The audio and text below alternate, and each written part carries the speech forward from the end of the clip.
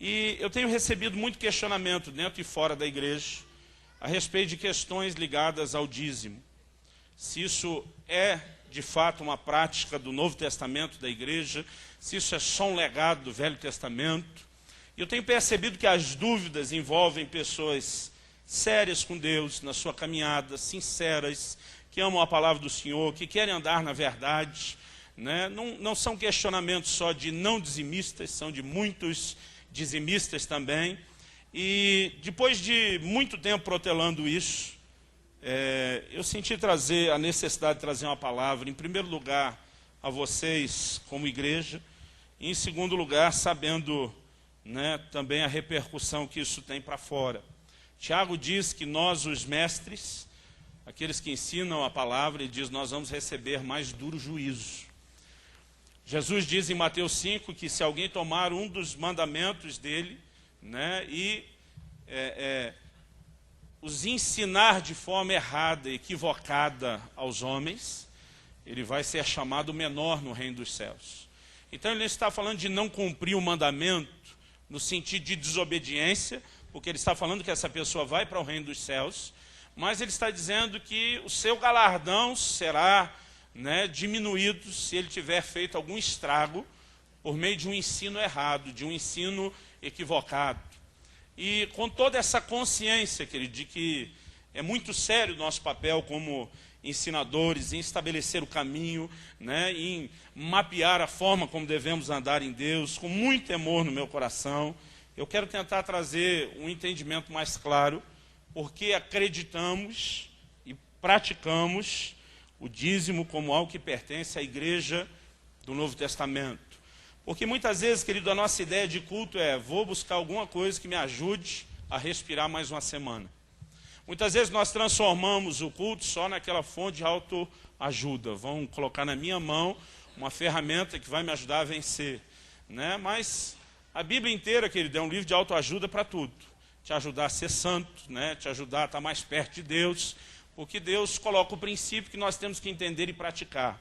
Mas quando você olha o papel da pregação e do ensino no Novo Testamento, não era apenas encorajar os irmãos na fé. Isso é muito importante e eles faziam também. Mas nós vemos que Deus levantou ministérios na igreja para fortalecer o corpo.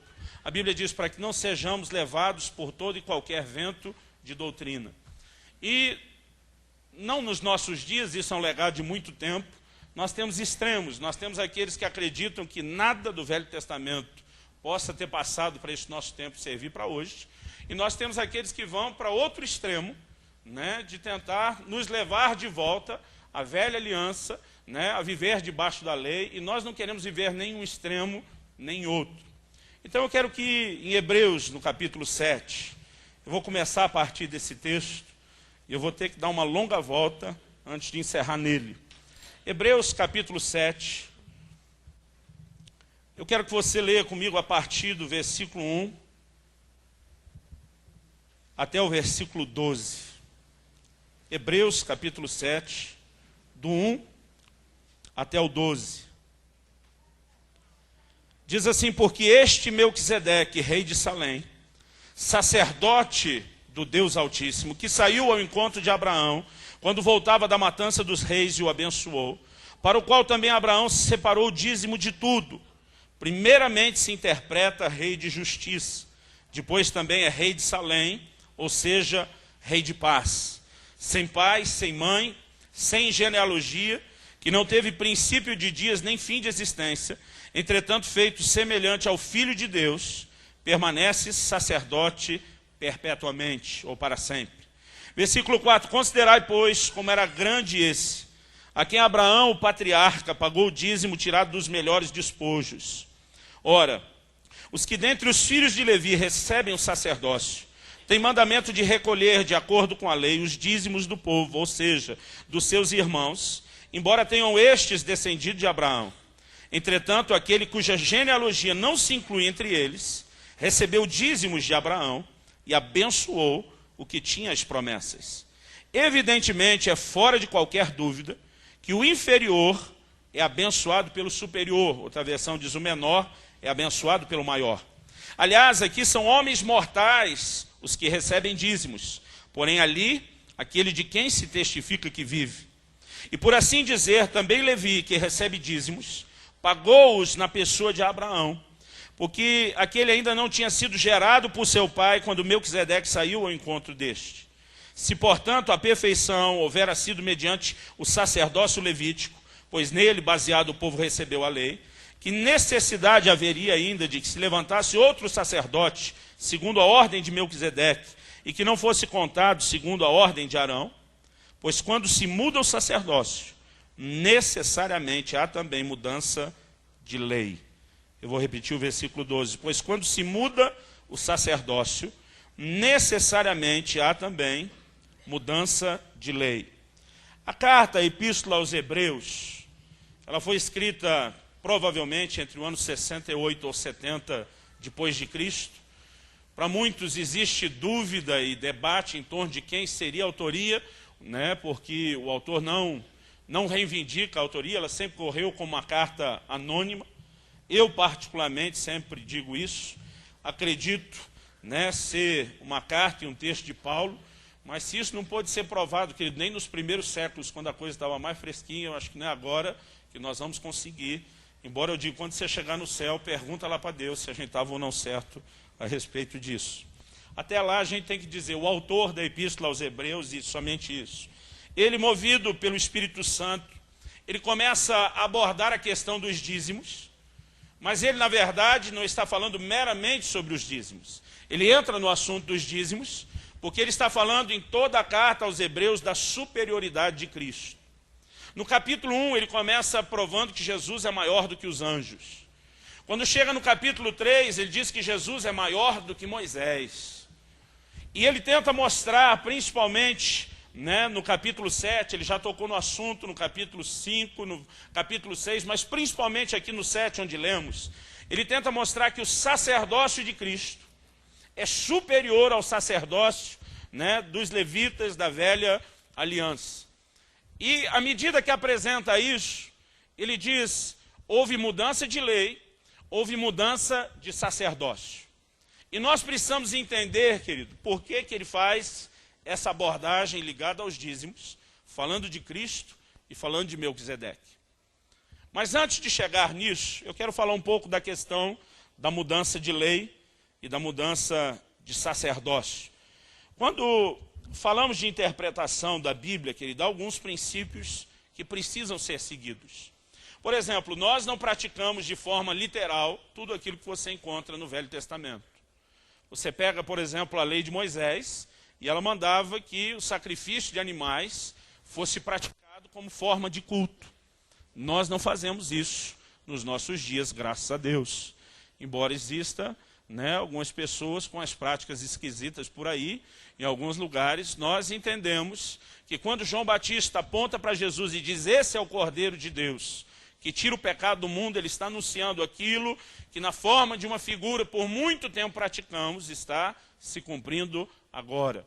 Nós entendemos também que o livro de Hebreus diz que o sacrifício de Jesus foi feito, né, uma única vez, mas a Bíblia diz de uma vez por todas. Então não há necessidade de que se repita mais nada, nem no sentido figurado.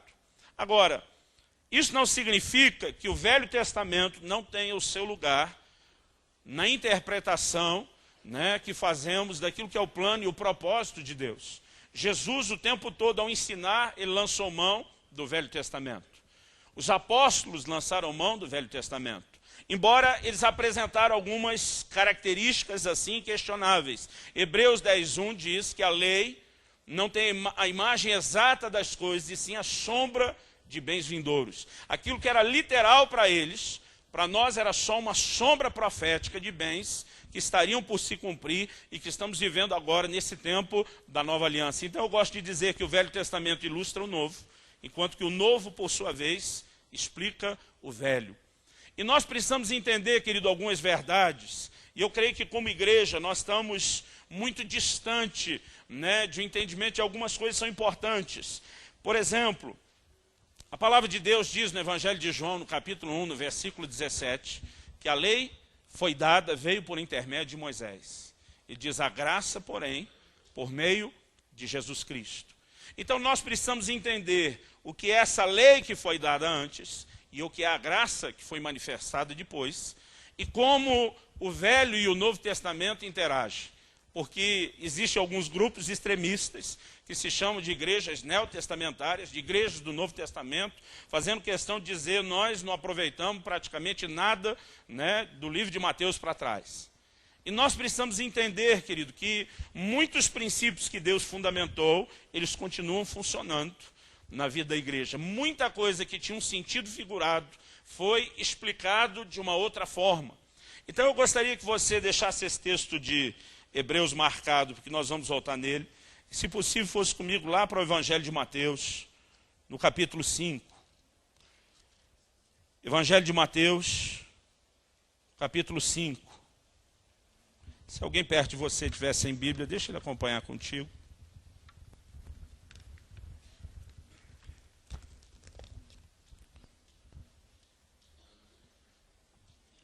Então estamos falando de mudança de sacerdócio e de lei. O Senhor Jesus diz assim, versículo 17 e 18.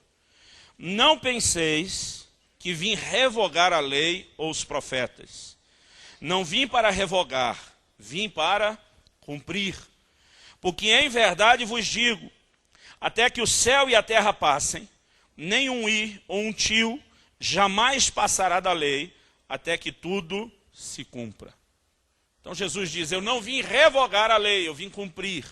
E ele diz, não vai passar nada, né, nem um i, um tio, né, um pingo, dependendo da versão, sem que se cumpra. Então o que ele está dizendo que a lei e os profetas no Velho Testamento, eles tinham uma aplicação profética para o futuro. Jesus diz, não vim passar borracha, eu não vim deletar, eu não vim atropelar isso, eu vim trazer o cumprimento deles. Interessante que a palavra que foi traduzida como revogar aqui, usada no original grego, é katalou, significa dissolver, desunir o que tem estado junto, destruir, demolir, derrubar, tornar inútil, levar a nada, subverter, aniquilar, abrogar ou descartar. Eu acho que a aplicação é muito clara. Jesus diz, não vim pôr o ponto final, não vim dizer acabou, não estou jogando isso fora. Ele diz, eu vim para cumprir. A palavra grega usada e traduzida aqui do original como cumprir é plerou, e significa tornar cheio, completar, preencher até o máximo, tornar pleno. Ou seja, Jesus está dizendo que havia algumas coisas anunciadas pela lei que tinham que se cumprir, mas elas foram anunciadas e aplicadas como? De maneira figurada. Então, quando a Bíblia diz em Romanos 10,4 que o fim da lei é Cristo, não é fim de existência. Não é fim no sentido de vamos desaparecer com isso e jogar tudo fora. É fim no sentido de, a partir de Cristo, porque é um princípio que na teologia que nós chamamos de convergência bíblica, tudo converge na pessoa de Jesus. Jesus diz no Evangelho de João, examinais as Escrituras, e são elas que dão testemunho de mim. O tempo todo, né, as verdades bíblicas são projetadas em relação a Jesus, ao seu sacrifício, ao tempo em que vivemos e ao seu regresso, à sua segunda vinda, quando estabelecerá o reino no aspecto físico e não só espiritual. Quando falamos que o fim da lei é Cristo, é muito fácil perceber, querido, ordenanças do Velho Testamento, como, por exemplo, a circuncisão. Quando Deus faz um pacto com Abraão, Deus diz, olha, todo descendente seu, todo macho, todo descendente homem, ele terá que ser circuncidado.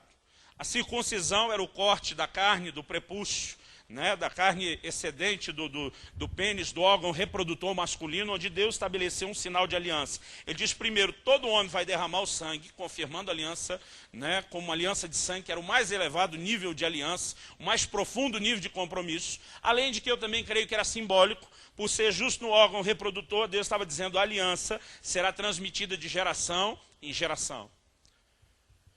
Quando Jesus diz que Moisés deu a lei, há um comentário que muitos questionam se é o próprio Jesus, se foi o evangelista João, citando Jesus, que acrescentou entre parênteses, ele disse bem que ela não foi dada por meio de Moisés, e sim a Abraão antes da lei, mas havia uma ordem muito clara a respeito da circuncisão.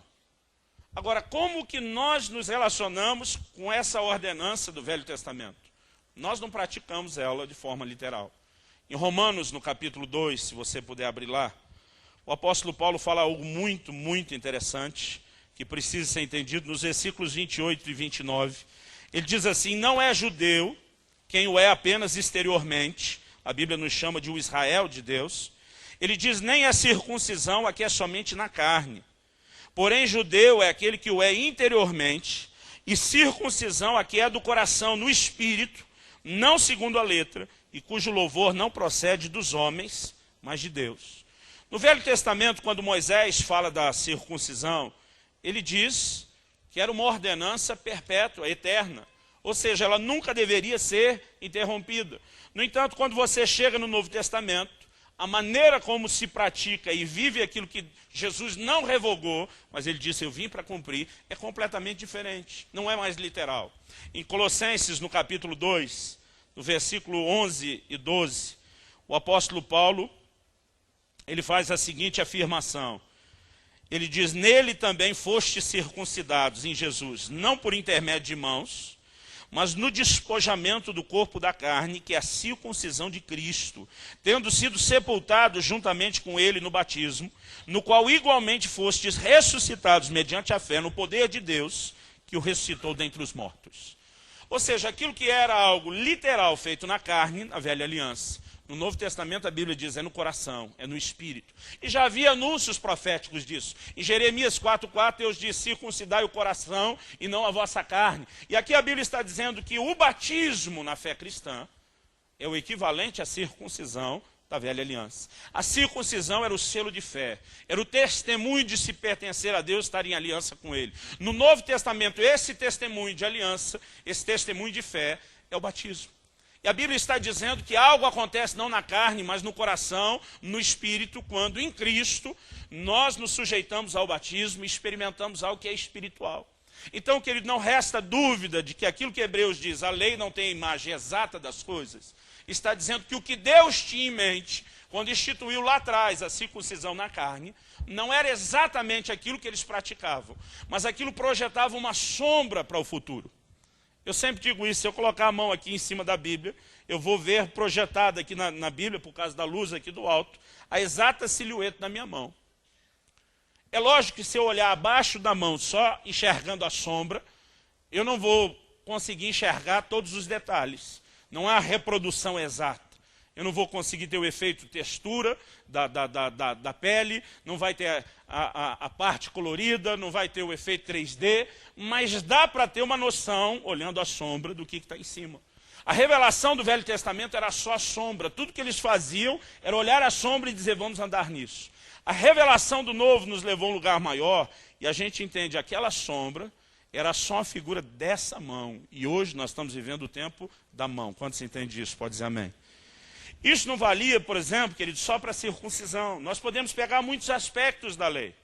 Por exemplo, quando Deus disse a Moisés que construísse no tabernáculo um altar de ouro, que era chamado de o altar do incenso, Deus disse que a oferta de incenso era estatuto perpétuo, ou seja, para sempre. No entanto, desde que o general romano Tito, no ano 70 depois de Cristo, destruiu o templo de Jerusalém, ninguém mais praticou oferta de incenso de forma literal, muito menos a igreja. Aí você vai perceber que já no Velho Testamento existiam alguns prenúncios proféticos do que era a oferta de incenso. No Salmo 141, no verso 2, Davi diz assim: seja a minha oração como oferta de incenso, e o levantar das minhas mãos como sacrifício da tarde. Ele já estava profetizando, querido, a vinda de um tempo em que a oferta de incenso não seria literal. Ele diz: seja a minha oração assim. E aí você lê o que João diz em Apocalipse 5:8. Ele diz que viu um altar do incenso lá na glória, e o incenso que era queimado ali eram as orações dos santos. Então, embora nós não pratiquemos de forma literal a oferta de incenso, Jesus não veio revogar, dizer acabou, ninguém faz. Ele diz: eu vim cumprir. Cumprir o quê? As figuras. Eu vim instituir o que elas realmente significam. E por que eu digo, querido, que é tão importante entender isso? Porque nós estamos vivendo entre dois extremos, entre aqueles que descartam tudo do Velho Testamento e entre aqueles que querem pegar quase tudo de volta. E nós começamos a andar fora daquilo que é o plano de Deus, do que é o que podemos chamar da sã doutrina. E como igreja, querido, precisamos amadurecer para entrar nesse lugar em Deus. Aí você vê alguns grupos que dizem assim, não, o fim da lei é Cristo, é a lei cerimonial. Era aquelas centenas e centenas de ordenanças. E alguns grupos dizem, mas não os 10 mandamentos. E aí eles começam, o que eu vou tocar só no assunto para dizer que outra hora a gente mexe, a pregar a guarda do sábado. Mas quando você olha para o Novo Testamento, querido, você vai ver, em primeiro lugar, Jesus dizendo em João 13:34, um novo mandamento vos dou. Hebreus 7:12 que lemos diz, se há mudança de sacerdócio, há mudança de lei. E a confusão de muitos é entender o que passou e o que não passou. Então, por exemplo, Jesus diz, um novo mandamento vos dou, João 13:34, que vos ameis uns aos outros. A Bíblia diz que o amor é o cumprimento da lei. Porque quem ama não mata, quem ama não rouba, quem ama não adultera, quem ama não cobiça o que é do outro, e você pode ir além. No entanto, a pergunta é, quem ama guarda ou não guarda o sábado? O novo mandamento de Jesus, e para alguns o novo, né, eles tratam isso como se fosse novo no sentido de novidade. Irmão, não era novidade. Porque em Marcos 12, 30 e 31, Jesus, quando questionado por alguém, qual é o maior mandamento da lei? Falando da lei, né, da antiga aliança. Ele diz assim, amarás ao Senhor teu Deus de todo o teu coração e ao teu próximo como a ti mesmo. Então, querido, amar não era novidade. Mas quando Jesus diz é um novo mandamento, ele está falando não de novidade no sentido de é inédito, é fresquinho, a ideia surgiu agora, mas ele está falando do quê? De substituição. Então você vai ver em Gálatas, em Colossenses 2, por exemplo, nos versículos 16 e 17, Paulo dizendo, ninguém vos julgue por causa de dia de sábado, de lua nova ou de festas. Ele diz, porque essas coisas são sombras de bens vindouros. É assim que o Novo Testamento interpreta a questão do sábado. É assim que nós acreditamos. Agora, qual o problema da igreja, querido? É que às vezes a gente bagunça demais a doutrina. A igreja romana, ao longo da sua existência, ela transformou o sábado no domingo como dia do Senhor. E eu, particularmente, acredito que a maioria está cega para o elemento histórico de perceber que isso é uma herança pagã. Ao meu entender, tentar transformar o sábado no domingo é quase mais complicado do que guardar o próprio sábado. Mas aí como que nós lidamos com isso no Novo Testamento? Você vê Paulo, por exemplo, em Romanos, no capítulo 14, no versículo 5, né, você vê Paulo dizer o seguinte, olha, um faz, deixa eu ver se o endereço é esse mesmo, ele diz, um faz diferença entre dia e dia, outro julga igual todos os dias.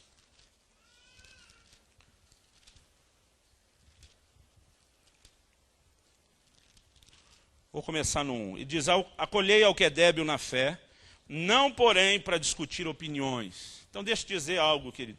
Durante muito tempo, eu tenho feito questão de evitar muito debate com muita gente, né? Porque o propósito, querido, quando andamos em opiniões diversas, não é gerar divisão nem facção. Eu, particularmente, gosto muito de um lema, né, dos morávios, eu ia falar isso só no fim, mas eu quero citar agora. John Wesley repetiu muito isso. Deixa eu fingir que eu sei pronunciar o latim, tentar falar do jeito mais perto possível. Ele diz assim, in necessaris unitas, in dubis libertas, in omnibus caritas. Significa no essencial unidade, no secundário liberdade, e em tudo o amor, a caridade. Como nós nos relacionamos com grupos que pensam e pregam algumas verdades diferentes? No que é essencial, o sacrifício de Jesus, a salvação pela fé, as questões doutrinárias centrais, né? Há um Deus trino, né? Que são 3 pessoas, mas um só Deus. A Bíblia, né? É a palavra de Deus, tem céu e inferno, lei de salvação, tudo que é essencial, né? Nós temos que ter unidade, não dá para discordar disso. Existem coisas secundárias que a gente pode ter a liberdade de pensar um pouco diferente, a gente tem tolerância e respeito um com o outro. Ele diz, mas em tudo, o amor. Porque não adianta nada a gente ficar se degladiando a respeito de algumas coisas. Eu vi uma charge uma vez, né, enquanto os teólogos estão brigando por causa da doutrina, atrás a multidão está despencando tudo no inferno, né? E a charge retratava muito bem que às vezes nós gastamos nosso tempo brigando uns com os outros, em vez de estar cumprindo nosso papel, que é salvar o povo. Por outro lado, querido, também temos a responsabilidade de ensinar a verdade da palavra. Então Paulo diz assim no versículo 2, um crê que de tudo pode comer, mas o débil come legumes. Quem come não despreze o que não come, e o que não come não julgue o que come, porque Deus o acolheu. Quem és tu que julgas o servo alheio? Para o seu próprio Senhor está em pé ou cai, mas estará de pé, porque o Senhor é poderoso para o suster. Aí diz assim, um faz diferença entre dia e dia, outro julga iguais todos os dias. Cada um tem opinião bem definida em sua própria mente. Quem distingue entre dia e dia, para o Senhor o faz. Quem come, para o Senhor come, porque dá graças a Deus, e quem não come, para o Senhor não come, dá graças a Deus. Então Paulo está dizendo, um faz distinção entre dia e dia. Para ele talvez o sábado ou o domingo, né, ou a terça-feira, seja lá o que é mais importante. Ele diz, o outro não faz distinção nenhuma. Se qualquer um desses dois que ele tivesse completamente errados ou fora da doutrina, Paulo não ia mandar um julgar o outro se respeitarem. Porque há questões que você pode carregar na sua vida pessoal. Então, por exemplo, Paulo diz, a fé que tens, tenha para ti mesmo. Agora, o problema de alguns, querido, é tentar trazer algumas dessas coisas, desse legado do Velho Testamento, para todo mundo. Então, por exemplo, alguns tentam dizer, não, o fim da lei é Cristo, é só a lei cerimonial, não envolve os 10 mandamentos, então nós temos que guardar o sábado hoje de forma literal. Irmão, se isso for verdade, nesse nível, nós estamos tudo lascado. Não sei se isso é uma boa notícia para alguns, né? Porque em Tiago 2,10, a Bíblia diz que o que tropeça num só ponto da lei, tropeçou em todos. Então não adianta não roubar, não matar, não adulterar, não cobiçar e no fim não guardar o sábado. Porque tropeçar em um mandamento é tropeçar em todos. Uma vez eu discuti perto de umas 3 horas com uma pastora amiga que havia decidido guardar o sábado. E nós estávamos numa pizzaria tão boa de São Paulo, e era doído, irmão, ver aquelas pizzas esfriando. Mas ela veio com toda a liderança e ela diz, nós vamos quebrar o pau até chegar num ponto que eu te derrubo ou você me derruba. Eu disse, não dá para comer a pizza primeiro? Ela diz, vamos ir comendo. Aquele nosso pequeno debate durou 3 horas, porque ela tinha, assim, muita argumentação, não era uma divergência qualquer. Mas eu lembro que no fim, eu coloquei isso para ela, eu falei, olha, se você está pregando isso como um mandamento, que não sofreu nenhuma mudança de lá para cá, então a não guarda dele é uma desobediência constante e permanente que vai levar as pessoas à perdição. Você está pregando que não guardar o sábado vai comprometer a salvação. Não, eu não estou isso. Falei, você está. E ela ficou assustada. Ela diz, eu não posso pessoalmente fazer isso? Falei, você pessoalmente você pode. Você pode fazer distinção entre dia e dia. E você não vai julgar o que não faz, e o que não faz não vai fazer nenhum juízo sobre você. Agora, a fé que tens, falei para ela, tenha para ti mesmo. Então, querido, algo que nós precisamos entender é o que de fato a palavra de Deus diz. Eu sei, querido, que ao mexer nesse assunto, às vezes a gente desperta mais questionamento do que traz resposta, porque não dá para fazer isso em tão pouco tempo. Mas estamos falando de uma abordagem bíblica que nos ajuda a entender como que nós lidamos com tudo isso. Houve mudança de sacerdócio. Consequentemente, houve também mudança de lei. Você pode dizer amém? Agora, o que passou do Antigo Testamento para o Novo? Porque se Jesus ao ensinar lançava a mão, se os apóstolos lançavam a mão, aliás, em Romanos 15,4, Paulo diz assim, tudo quanto foi escrito, para nosso ensino foi escrito. Então mesmo aquilo que não é literal, é no mínimo uma sombra. Tem toda uma tipologia, eu amo a tipologia bíblica, porque isso reforça tanto a perfeição, a harmonia de verdades da Bíblia, a inspiração do Espírito, a autoria divina por trás. Porque, querido, você ter tantas pessoas, que num período tão longo de tempo, em lugares, circunstâncias, culturas, línguas diferentes, tenham escrevido até sem saber que aquele exemplo sendo citado encaixaria com perfeição em toda a interpretação do restante dos demais. Só nos faz reconhecer que a Bíblia é nada mais, nada menos do que a palavra de Deus. Você pode dizer amém? No entanto, nós precisamos entender. 1 Coríntios 11, Paulo diz, por exemplo, lá, que tudo que aconteceu a Israel foi escrito para advertência nossa, de quem são chegados os fins dos tempos. Então, todas essas histórias estão lá para abençoar e orientar a minha e a sua vida. No entanto, querido, há aplicações espirituais muito claras de determinados mandamentos. Então, quando a igreja entra no meio dos gentios, o evangelho chega nos não-judeus, os judeus começam a vir atrás dos gentios para tentar judaizá-los, impor questões da lei de Moisés. Se você abrir a Bíblia em Atos, no capítulo 15, você vai descobrir que nós temos ali o chamado Concílio de Jerusalém.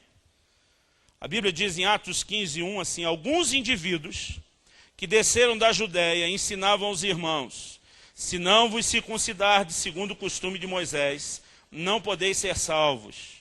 Tendo havido da parte de Paulo e Barnabé contenda, e não pequena discussão com eles, irmãos, eu queria tanto assistir uma briga dessa, resolveram que estes dois e alguns outros dentre eles subissem a Jerusalém aos apóstolos e presbíteros com respeito a essa questão. Enviados, pois, até certo ponto acompanhados pela igreja, atravessaram as províncias da Fenícia, Samaria, e, narrando a conversão dos gentios, causaram grande alegria a todos os irmãos, já em Jerusalém, no caminho de Jerusalém. Tendo eles chegado a Jerusalém, foram bem recebidos pela igreja, pelos apóstolos e pelos presbíteros, e relataram tudo o que Deus fizera com eles.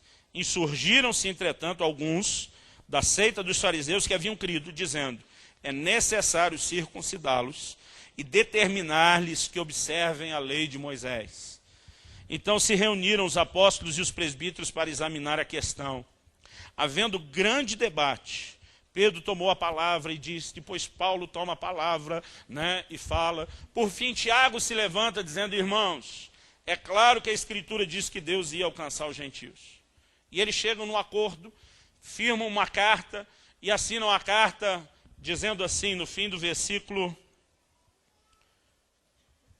no fim do capítulo 15, no versículo 28, o fim da carta diz assim: pois pareceu bem ao Espírito Santo e a nós não vos impor maior encargo, além dessas coisas essenciais.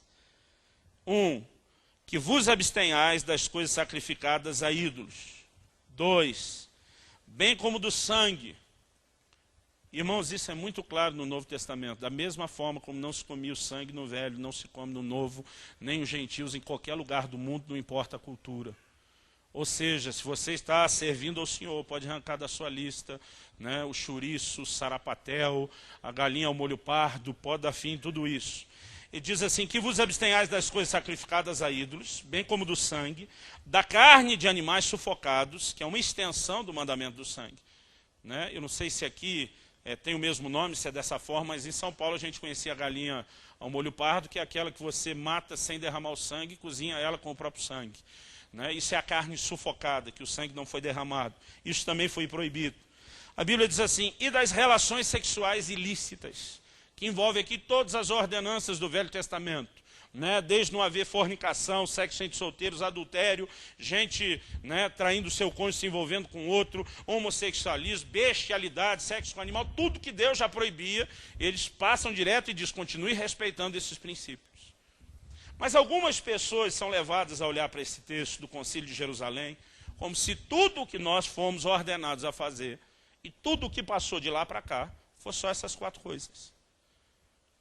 Essas instruções, querido, é o que nós podemos chamar de, na verdade, as diretrizes iniciais, no momento em que a igreja está amadurecendo a respeito do assunto. Porque você vai perceber, por exemplo, em Atos 15, 21, que Tiago termina o parecer dele dizendo assim: porque Moisés tem em cada cidade, desde tempos antigos, os que o pregam nas sinagogas onde é lido. O que ele está dizendo? O resto de vocês judeus que gostam de Moisés, corra para a sinagoga, continue se alimentando disso.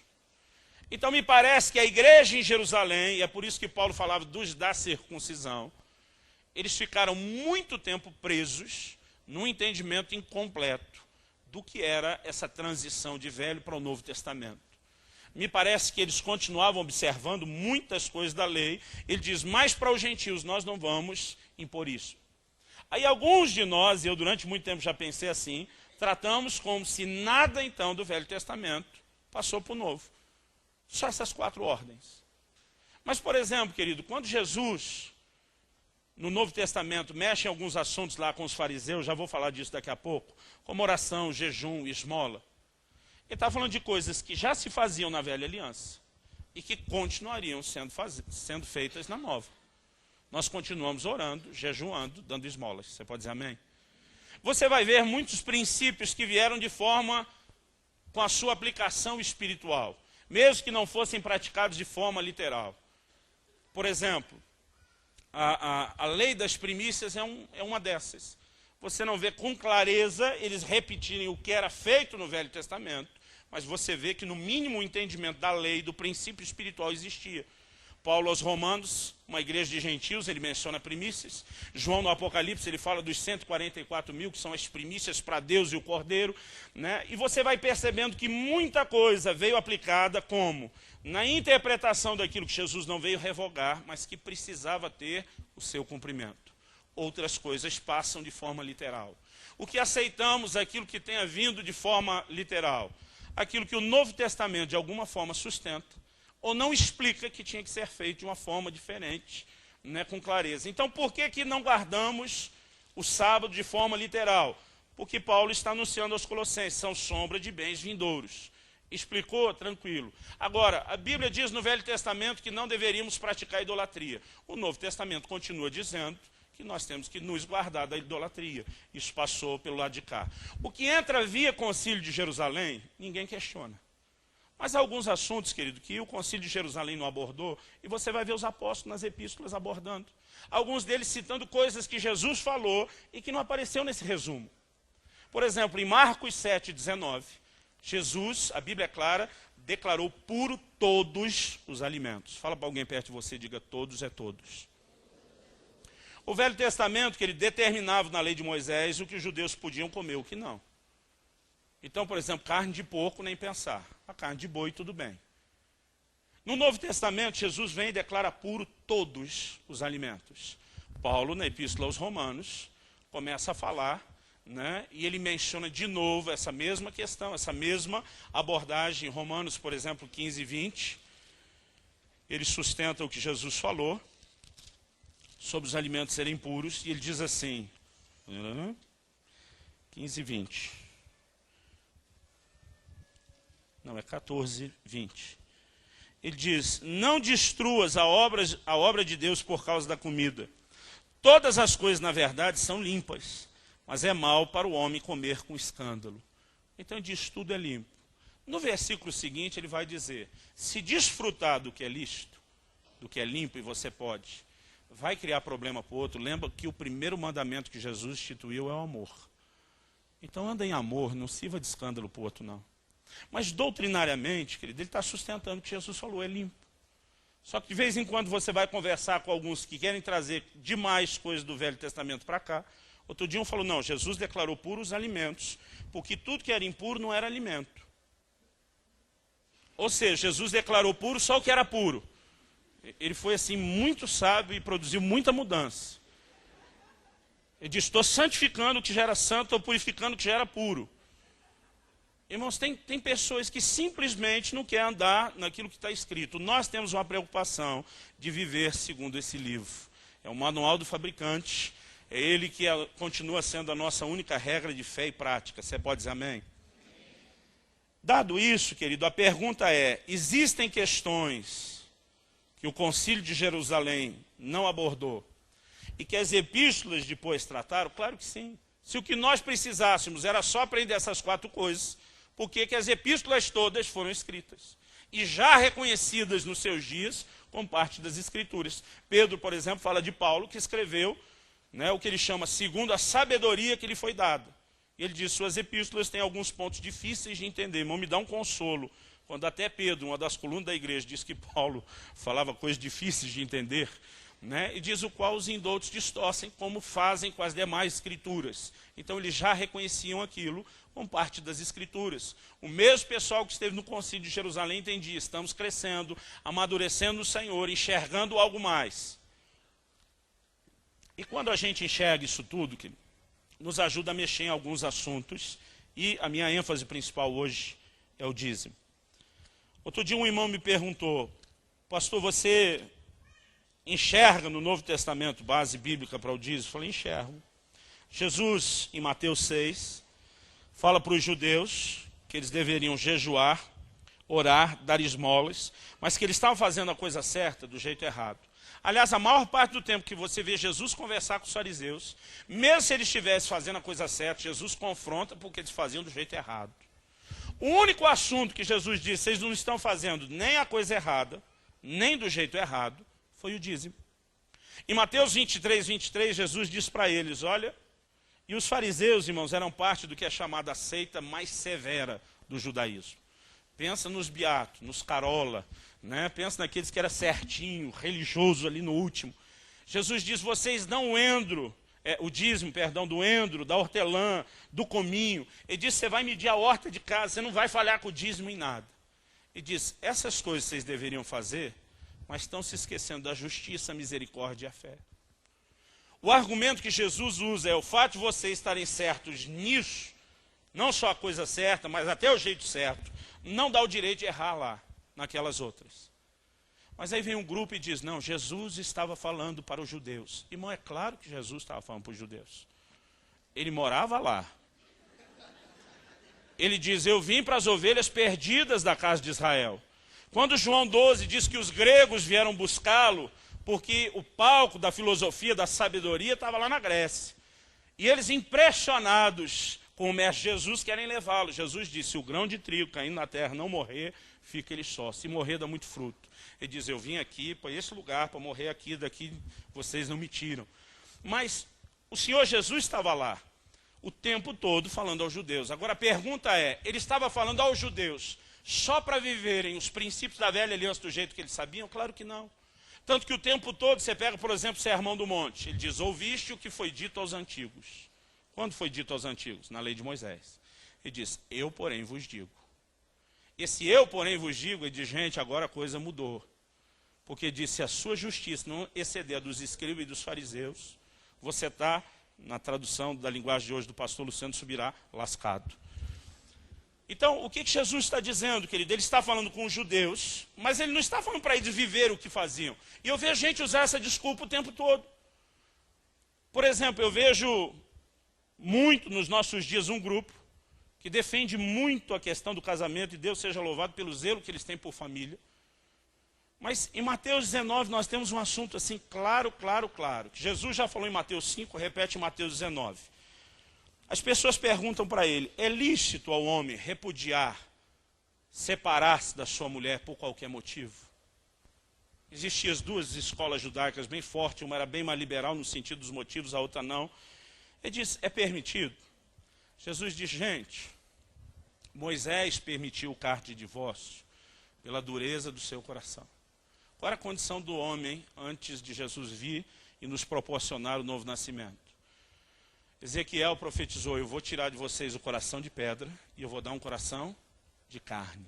Vai haver novo nascimento, transformação, mudança de vida. Ele diz, enquanto vocês não tinham o Espírito Santo vivendo dentro de vocês, nem a nova natureza, Moisés permitiu a questão do divórcio, mas não foi assim desde o princípio. Aí ele volta no que Deus fez lá atrás. E ele deixa claro, não vai ser assim daqui para frente. Ele diz, qualquer que se separar da sua mulher, a não ser por causa de relações sexuais ilícitas, é a única exceção que ele estabeleceu, e casar com outra, comete adultério. Alguém, não, isso ele estava falando para o judeu. Mas o judeu já podia separar por qualquer motivo. Jesus está dizendo que não é mais por qualquer motivo, e que a não ser nessa exceção, aquela nova união está caracterizada como adultério. Mas essa conversa para os judeus se nos interessa a gente pega, se não interessa a gente deixa para lá. E nós precisamos ser coerentes na interpretação da Bíblia. Eu não creio que quando Jesus está dizendo para os fariseus dos seus dias, vocês estão fazendo a coisa certa, do jeito certo, mas infelizmente aproveite só mais uns meses que está acabando. Não é isso que Jesus está falando com eles. Ele está usando a conversa com eles para ensinar os demais. Mas para mim, querido, o ponto principal é quando chegamos lá em Hebreus, onde já vou terminar. Outro dia alguém que leu um dos nossos artigos sobre o dízimo, me mandou um e-mail, assim com muito amor e carinho, me esculhambando, dizendo que se nós pregamos o dízimo nos dias do Novo Testamento e sustentamos o que Malaquias 3 diz, estamos dizendo que quem não dizima está debaixo de maldição. E ele disse que era um ultraje eu ensinar esse tipo de coisa e dizer que pode ter um crente debaixo de maldição, porque em Gálatas 3, 13 e 14 a Bíblia diz que Cristo nos resgatou da maldição. E eu fico triste, querido, quando eu ouço esse tipo de coisa.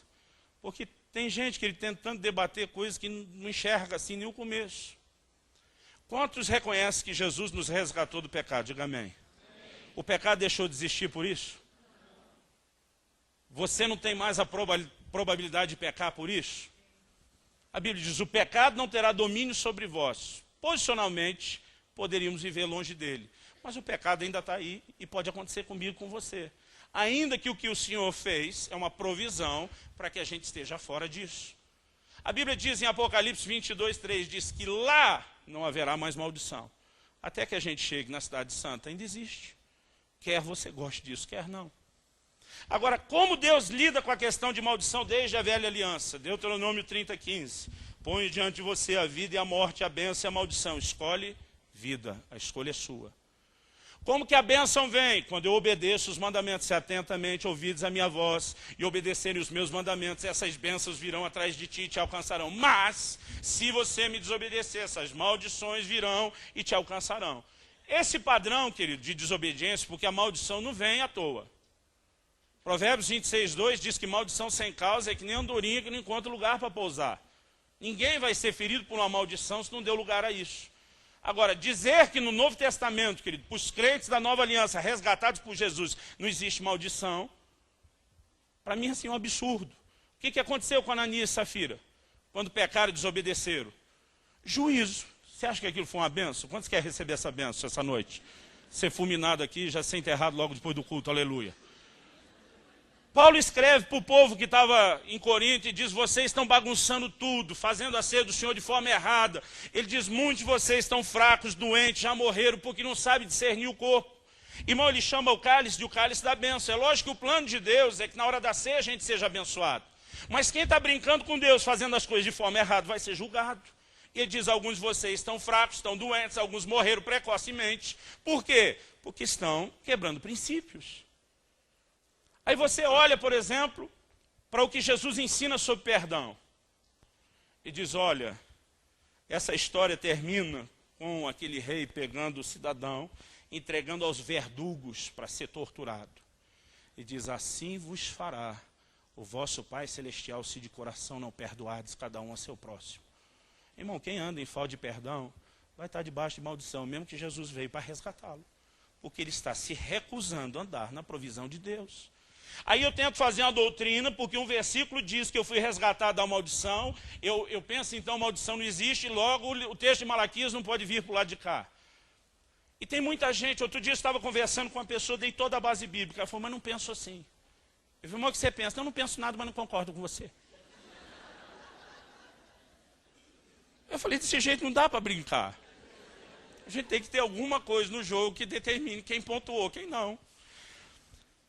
E alguns, querido, têm assim feito vista grossa. Hebreus capítulo 6, fala lá no versículo 7 e 8, que tem um crente que absorve a água da chuva, produz frutos e recebe a bênção da parte de Deus. Ele diz, mas o que produz espinhos e abrolhos, perto está da maldição. Querido, ele está falando com gente de dentro da igreja. Então, como nós lidamos com isso? Eu creio que a gente tem que parar de circular só na periferia do assunto e tentar olhar para alguns princípios claros no Novo Testamento. Muita doutrina do Novo Testamento foi baseada no quê? Em alegorias do Velho Testamento. Por exemplo, em Gálatas 4, Paulo, quando fala de duas alianças, a velha aliança e a nova aliança, Antigo e Novo Testamento, ele fala de duas mulheres com quem Abraão se envolveu e gerou um filho. Ele diz, Agar é uma aliança de escravidão, é isso que era a lei. Ela diz, e gerou o Ismael. Mas Sara figura a nova aliança. Não aquele outro monte da Arábia, mas esse aqui de Sião. E diz, e da mesma forma como Ismael, filho da Agar, perseguia Isaac, o filho de Sara, os judeus da carne estão perseguindo a igreja desde o início. E ele começa a interpretar as alegorias, que não são só histórias, mas são prenúncios proféticos. É dessa forma que em todo o Novo Testamento nós vamos vendo a doutrina de ser estabelecida. Então volte aqui para Hebreus capítulo 7. Depois de toda essa volta nós vamos encerrar aqui. E vamos tentar entender do que não é o apóstolo Paulo, o escritor da carta aos Hebreus, Do que ele está falando? Ele começa falando de Melquisedeque, é um relato que está lá em Gênesis 14. Abraão volta de uma guerra que ele é vencedor com um grande despojo. Melquisedeque, rei de Salém, que é chamado sacerdote do Deus Altíssimo, vem ao encontro dele. A Bíblia diz que Abraão entrega os dízimos, Melquisedeque vem trazendo pão e vinho e o abençoa. Olha a maneira como o assunto é abordado aqui. Agora, antes disso, volte para o capítulo 5 de Hebreus. Irmãos, é impossível de uma forma profunda a gente abordar assuntos como esses tão depressa por várias razões. Hebreus 5,5 diz: assim também Cristo a si mesmo não se glorificou para se tornar sumo sacerdote, mas o glorificou aquele que lhe disse: tu és meu filho, eu hoje te gerei. Como em outro lugar também diz: tu és sacerdote para sempre, segundo a ordem de Melquisedeque. Ele, Jesus, nos dias da sua carne, tendo oferecido com forte clamor e lágrimas, orações e súplicas a quem o podia livrar da morte, e tendo sido ouvido por causa da sua piedade, embora sendo filho, aprendeu a obediência pelas coisas que sofreu, e tendo sido aperfeiçoado, tornou-se autor da salvação eterna para todos os que lhe obedecem, tendo sido nomeado por Deus sumo sacerdote, segundo a ordem de Melquisedeque. Isso é uma citação do livro de Salmos. Era uma profecia messiânica. Jesus seria levantado como sacerdote, segundo a ordem de Melquisedeque. Agora, olha o que o versículo 11 diz. A esse respeito, da figura de Jesus vista em Melquisedeque, temos muitas coisas que dizer e difíceis de explicar. Por quê? Porquanto vos tendes tornado tardios em ouvir. Pois com efeito, quando deviam ser mestres, atendendo ao tempo decorrido, tendes novamente necessidade de que alguém vos ensine de novo quais são os princípios elementares dos oráculos de Deus. Assim vos tornastes como necessitados de leite, não de alimento sólido. Ora, todo aquele que se alimenta de leite é inexperiente na palavra da justiça, porque é criança. Mas o alimento sólido é para os adultos, para aqueles que pela prática têm as suas faculdades exercitadas para discernir não somente o bem, mas também o mal. Então Paulo diz: eu tinha que entrar bem mais a fundo. Paulo não, perdão, irmão, você vai fazendo a troca automática aí. O escritor diz assim: eu tinha que entrar bem mais a fundo no assunto, tinha que falar muito mais. Ele diz: mas não dá. Porque são coisas difíceis de explicar para quem está vivendo só de leite, não de alimento sólido. Ele diz: vocês são tão superficiais no envolvimento com a palavra de Deus. Ele diz que não dá para eu despejar feijoada na boca de criança. Mas apesar disso, ele tenta ir até onde dá. Então ele volta a falar no capítulo 7 de Melquisedeque. Aí ele diz, no versículo 3, que Melquisedeque foi feito semelhante ao Filho de Deus. Irmãos, deixa eu dizer algo, eu já vi muito pregador, muito pastor dizer que Melquisedeque era o próprio Jesus. Não era. Foi feito semelhante.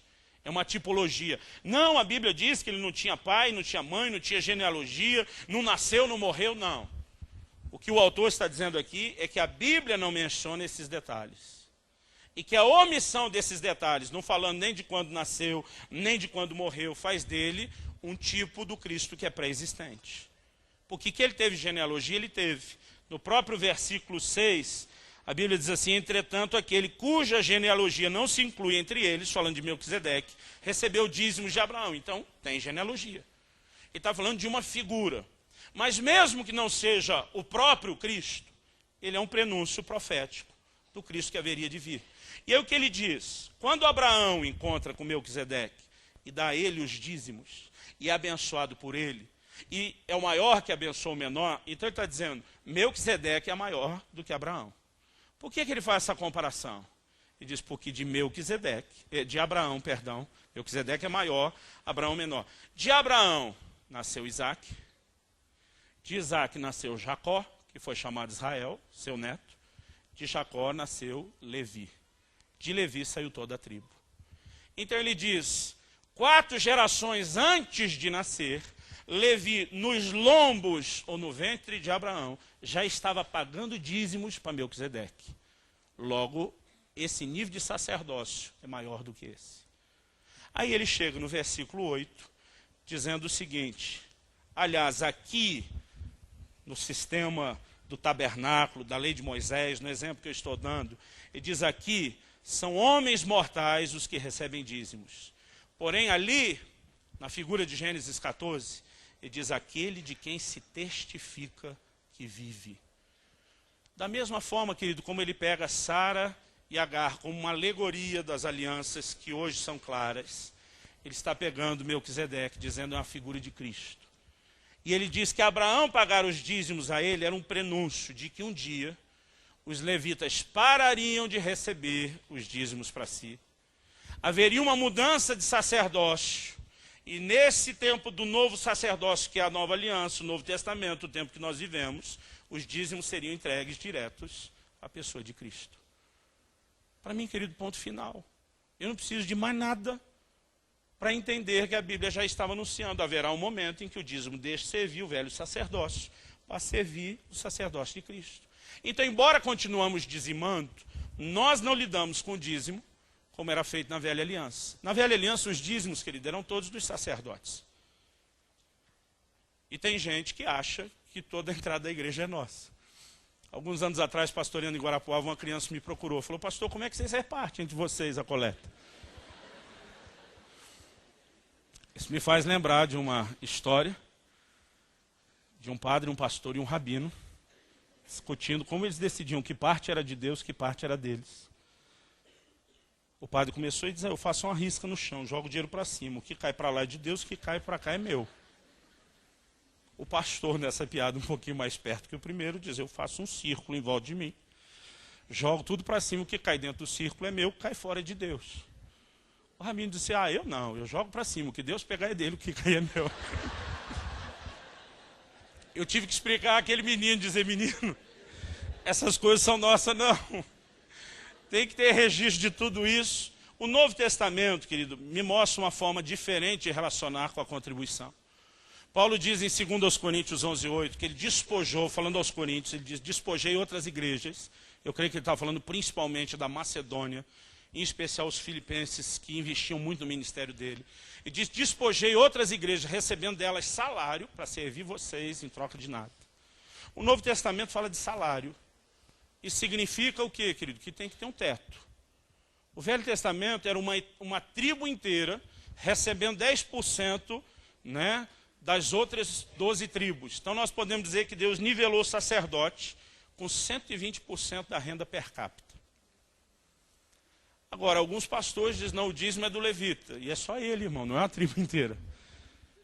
É lógico que nós abominamos todos esses abusos. Paulo fala sobre política salarial dentro da igreja. Em 1 Timóteo 5,17, ele diz, os presbíteros que governam bem, especialmente os que labutam na palavra e no ensino, ele diz, sejam dignos de dobrados honorários. Ou seja, numa mesma equipe, tinha gente que ganhava o dobro do outro, dependendo como ele se destacava no governo, né, e no ministério da palavra. Então fica claro, querido, que algumas coisas não estão sendo mais aplicadas da forma literal como ela. Mas o princípio ligado a fazer algo pelo Senhor, para mim é inquestionável. Nós temos uma mensagem que eu prego todo ano, eu não fiz isso esse ano ainda, chamada Dízimos, Celebração da Redenção. Se você não ouviu, eu quero lhe aconselhar a baixar isso no nosso site, orvalho.com, e ouvir, porque nós falamos do dízimo como um ato profético que celebra a redenção. A redenção do Velho Testamento, querido, é só a figura do que nós vivemos hoje. Se ele é um ato profético que celebra a redenção, ele é para o tempo em que vivemos a redenção. Então, fica muito claro e evidente para nós que é, sim, de fato, uma prática do Novo Testamento, para a qual nós devemos ser fiéis. E entendemos, querido, que à medida que Deus vai trazendo luz ao nosso coração, nós precisamos corresponder com o ensino que recebemos. Você pode dizer amém? Agora, muitas vezes a gente evita trazer a público alguns assuntos que às vezes ensinamos só na escola bíblica, ensinamos só para os líderes, porque o propósito, querido, não é ficar debatendo o assunto. Então Paulo diz, olha, um crê que só pode comer de legumes, o outro crê que pode comer de tudo. Ele diz, esse não julga aquele nem aquele esse. Tudo bem que ele chama de débil na fé, o que come só legumes. Né? Mas ele diz, por amor a ele, segura a onda, não vamos ficar brigando. Aquilo que nos une é maior do que aquilo que nos separa como corpo de Cristo. Você pode dizer amém? Irmãos, eu não consigo botar todos os meus amigos, pastores, ministros juntos. Se eu botar alguns juntos, dá cada fight que você não faz ideia. Mas Deus tem nos ensinado a apreciar a diversidade no corpo de Cristo. a respeitar mesmo aqueles que, ao nosso entender, não compreenderam verdades. Então nós os respeitamos, e alguns, se vierem ministrar, eu digo, nessa área, você não abre a sua boca. Assim como em alguns lugares onde eu vou, querido, eu procuro respeitar. Às vezes vou ministrar em igrejas tradicionais, eu tenho um livro sobre falar em línguas, eu nem levo. Né? Não adianta procurarmos essa coisa do vamos debater quem está certo. Agora, quando alguém quer crescer no assunto, eu digo, vamos então conversar um pouquinho mais. Mas eu sinto a necessidade, querido, porque muitos irmãos da própria igreja, muitos pastores, muita gente fora, né, tem dito, dá para nos fazer entender um pouco mais o que é essa questão do que passou do velho para o novo, e principalmente em relação ao dízimo. E eu estou ensaiando isso já há muito tempo. Hoje de manhã eu tinha separado até uma outra mensagem para pregar sobre voltar ao primeiro amor, mas eu senti da parte de Deus que nós precisamos fundamentar essas verdades no nosso coração como igreja. Você pode dizer amém? Gostaria que nós nos colocássemos em pé.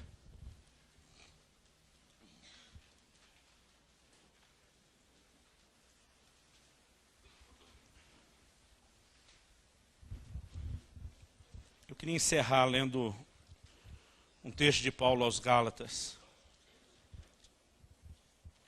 onde de forma resumida ele tenta explicar a questão da lei. Gálatas 3, a partir do versículo 16, ele diz assim, ora, as promessas foram feitas a Abraão e a seu descendente. Não diz e aos descendentes, como se falando de muitos, porém como de um só, e ao teu descendente. No português, essa palavra não é tão definida como é no original, né? Mas quando Deus faz a promessa a Abraão, a Bíblia diz, é a Abraão e a sua descendência. Então ele diz assim, e aos descendentes, não diz aos descendentes como falando de muitos, porém como de um só, ao teu descendente que é Cristo. Digo isso, uma aliança já anteriormente confirmada por Deus, a lei, que veio 430 anos depois, não pode abrogar de forma que venha desfazer a promessa que Deus já havia feito a Abraão. Então, está dizendo, a lei que foi dada depois não revoga a promessa. Porque se a herança provém da lei, já não decorre de promessas, mas foi pela promessa que Deus a concedeu gratuitamente a Abraão. Qual, pois, a razão de ser da lei? Está falando da lei de Moisés. Foi adicionada por causa das transgressões, até que viesse o descendente a quem se fez a promessa. Foi promulgada por meio de anjos pela mão de um mediador. Ora, o mediador não é de um, mas Deus é um. É porventura a lei contrária às promessas de Deus? De modo nenhum. Porque se fosse promulgada uma lei que pudesse dar vida à justiça, na verdade seria procedente da lei. Mas a Escritura encerrou tudo sob o pecado, para que mediante a fé em Jesus Cristo fosse a promessa concedida aos que creem. Mas antes que viesse a fé, estávamos sob a tutela da lei e nela encerrados, para que essa fé que de futuro, né, haveria de revelar-se. De maneira que a lei nos serviu de aio, de guia, tutor, para nos conduzir a Cristo, a fim de que fôssemos justificados por fé. Mas tendo vindo a fé, já não permanecemos subordinados ao aio. É muito claro, querido, essa transição em relação à lei e a vida de fé nessa manifestação da graça do Senhor Jesus. Mas é delicada a compreensão de todos os elementos que envolvem o que passou e o que não. E normalmente é difícil ensinar com profundidade quando as pessoas ainda não se exercitaram na palavra da verdade. No entanto, querido, eu creio que é hora e é tempo de procurarmos crescer no Evangelho, crescer no entendimento da palavra de Deus. Você pode dizer amém? E nós entendemos que o papel da igreja, querido, não é vir apenas pregar uma mensagem de ânimo e encorajamento para quem está desanimado. Isso é parte, e é uma parte importante. Mas a verdade de Deus precisa ser bem firmada nos nossos corações. Nós não queremos, querido, um bando de vaquinha de presépio só balançando a cabeça, é isso aí. Se o Senhor falou, tá bom, a gente faz. Nós queremos entender, compreender o que a palavra de Deus ensina, esclarecer por meio do ensino e dizer, nós vamos viver com fidelidade aquilo que o Senhor tem nos ordenado. Você pode dizer amém? Você recebe essa palavra em nome de Jesus? Deus, nessa hora nós pedimos graça do Senhor sobre as nossas vidas. Graça não apenas para entendermos e praticarmos o dízimo, mas para irmos bem além disso. Queremos, ó Deus, viver de forma madura a fé cristã. Queremos entrar com profundidade nos mistérios da palavra. Não queremos viver, ó Deus, apenas de leite. Nós queremos mais do que a dieta de uma criança. Nós queremos crescer no Senhor. Queremos alcançar a maturidade, queremos alimento sólido, queremos, ó Deus, enxergar com clareza a revelação do Teu plano e do Teu propósito. E, ó Deus, à medida que crescemos, pedimos também, guarda-nos, de que em momento nenhum venhamos a agir com orgulho, com arrogância, ou de qualquer forma que fira os nossos irmãos que não enxergam as mesmas verdades. Nós queremos, acima de tudo, ó Deus, andar e caminhar em amor. Assim como Apolo, que era um servo teu, que inegavelmente estava fazendo a sua obra, mas que num certo momento precisou ser instruído com mais precisão do caminho da justiça. Queremos abençoar a muitos que necessitem de um pouco mais de instrução no caminho da justiça. Mas, ó Deus, nós queremos fazer isso no temor do Senhor, com o coração correto. E te pedimos graça para andarmos e caminharmos dessa forma. É a nossa oração em nome de Jesus. Em nome de Jesus. Se você crê e concorde, diga amém.